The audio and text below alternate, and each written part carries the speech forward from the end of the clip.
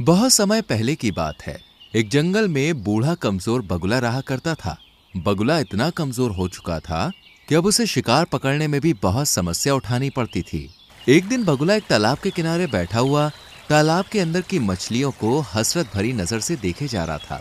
तभी एक मछली बगुले को देखकर बोली, क्या बात है बगुला भगत, इतनी गौर से क्या देख रहे हो? मैं 2 दिन से भूखा हूँ। कमजोर होने के कारण मैं कोई शिकार नहीं पकड़ पा रहा। इस संसार में जो भी जन्म लेता है उसे 3 दौर से गुजरना ही पड़ता है, बचपन, जवानी और बुढ़ापा। तुम अपने जीवन के 2 दौर देख चुके हो, अब तीसरे का भी आनंद उठाओ।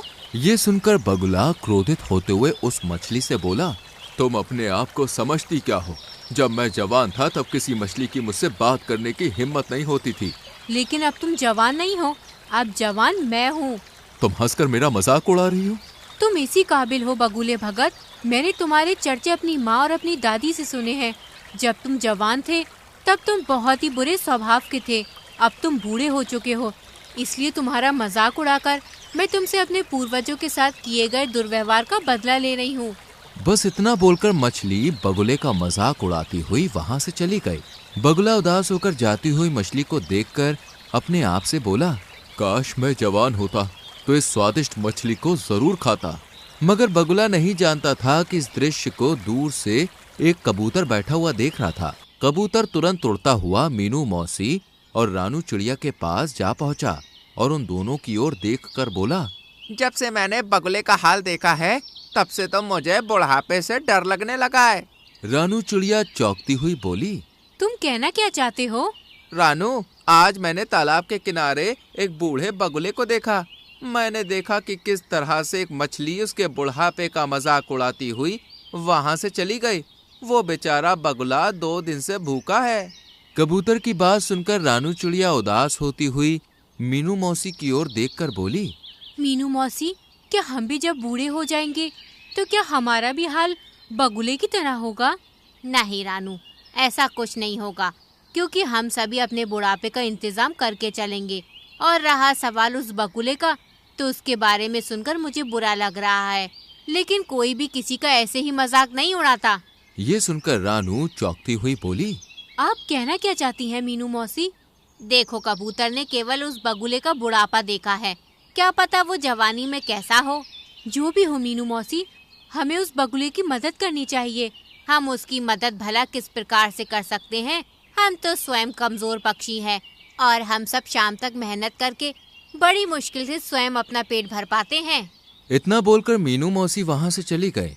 मगर रानू चिड़िया के दिमाग में बार बार बेचारे उस बूढ़े बगुले का विचार आ रहा था। रानू चिड़िया इसी उधेड़ बुन में उड़ती हुई जंगल के दूसरे छोर पर जा रही थी कि तभी उसकी नजर एक चील पर पड़ी। रानू चिड़िया ने देखा कि उस चील के इर्द गिर्द बहुत सारे पक्षी गोल घेरा बनाए हुए बैठे थे। अरे, ये चील तो हमारे जंगल की नहीं लगती। और ये सारे पक्षी इस चील के सामने सम्मान पूर्वक क्यों बैठे हुए हैं? मुझे जाकर पता करना चाहिए। रानू चिड़िया उड़ती हुई उस चील के पास पहुंच गई और वहां बैठे हुए काले कौवे से बोली, काले कौवे, आखिर हमारे जंगल के सारे पक्षी इस चील के सामने क्यों बैठे हुए हैं? और ये चील तो हमारे जंगल की नहीं लगती। रानू, ये कोई मामूली चील नहीं है, बल्कि चमत्कारिक और विचित्र चील है, जो दूसरे जंगल से भ्रमण करती हुई यहाँ तक आई है।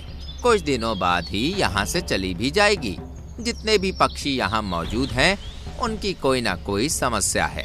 वो सब अपनी समस्याओं का समाधान करवाने के लिए इस चील के पास बैठे हैं। रानू चिड़िया हंसते हुए काले कौवे से बोली, मुझे तुमसे ऐसी अंधविश्वास भरी बातों की उम्मीद नहीं थी। नहीं रानू, मैं स्वयं अपनी आंखों से इस चील का चमत्कार देख चुका हूँ। तभी वो चील रानू चिड़िया की ओर देखकर बोली, मैं कोई पाखंडी चील नहीं हूँ। मुझ में वास्तव में चमत्कारिक शक्तियाँ हैं। मैं कैसे मान लूँ? तो फिर तुम मुझे बताओ, तुम क्या देखना चाहती हो कि तुम्हें विश्वास हो जाए कि मैं एक चमत्कारिक चील हूँ? हमारे जंगल में एक बगुला बूढ़ा हो चुका है। बूढ़े होने की वजह से बेचारा वो शिकार नहीं कर पा रहा है। उसे कई कई दिन तक भूखा रहना पड़ता है और जंगल के प्राणी उस बेचारे बगुले का उसके बुढ़ापे का मजाक उड़ाकर चले जाते हैं। अगर तुम वास्तव में चमत्कारिक चील हो तो फिर तुम कुछ ऐसा करके दिखाओ कि वो बगुला दोबारा जवान हो जाए। रानू चिड़िया की बात सुनकर चील रहस्यमयी अंदाज में रानू चिड़िया से बोली, हमें प्रकृति के नियमों के खिलाफ नहीं जाना चाहिए। जो एक बार बूढ़ा हो चुका है उसे बूढ़ा ही रहने दो। तुम प्रकृति के नियमों को समझती नहीं हो। कहीं ऐसा न हो कि तुम्हें बाद में पछताना पड़े और दोबारा मेरे पास आना पड़े। सीधे सीधे ये क्यों नहीं कहती कि तुम एक पाखंडी चील हो और झूठ बोलकर यहाँ के पक्षियों को भ्रमित कर रही हो। रानू चिड़िया की बात सुनकर चील क्रोधित होती हुई बोली, ठीक है, अगर तुम यही चाहती हो तो यही सही। इतना बोलकर उस चील ने जमीन में रखा हुआ एक दाना रानू चिड़िया के पास फेंक दिया और रानू चिड़िया से बोली, ये एक चमत्कारिक शक्तियों का अभिमंत्रित किया हुआ दाना है। जाओ जाकर इस दाने को उस बगुले को खिला दो। वो बगुला जवान हो जाएगा, उसके अंदर जवानी जैसी ही शक्तियाँ आ जाएंगी।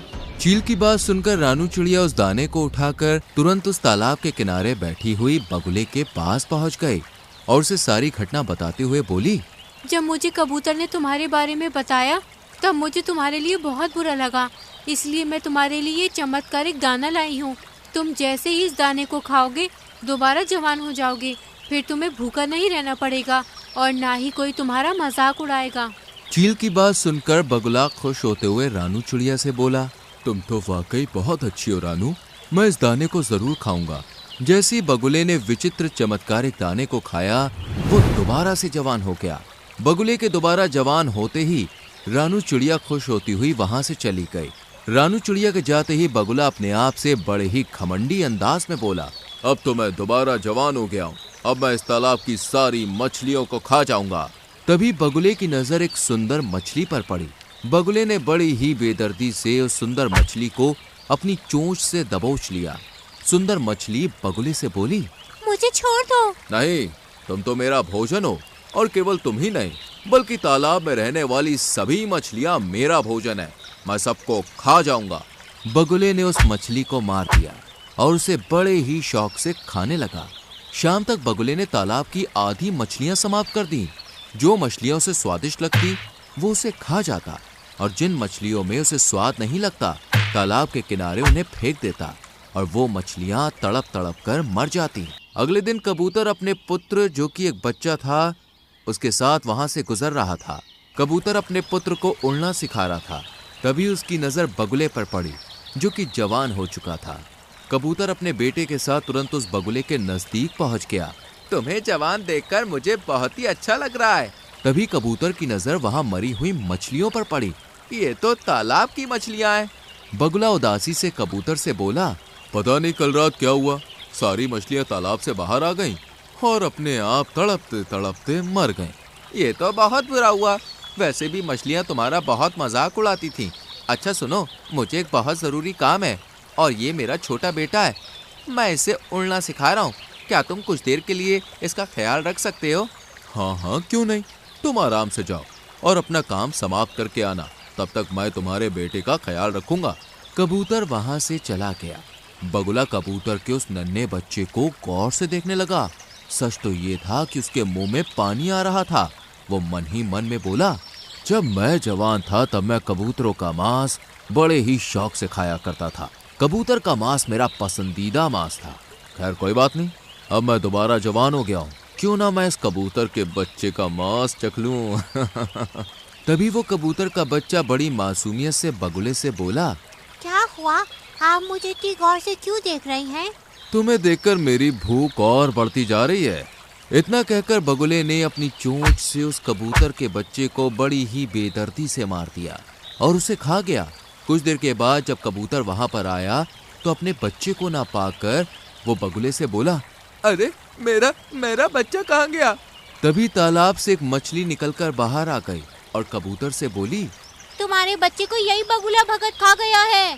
ये सुनकर कबूतर अविश्वास भरी नजरों से बगुले की ओर देखने लगा।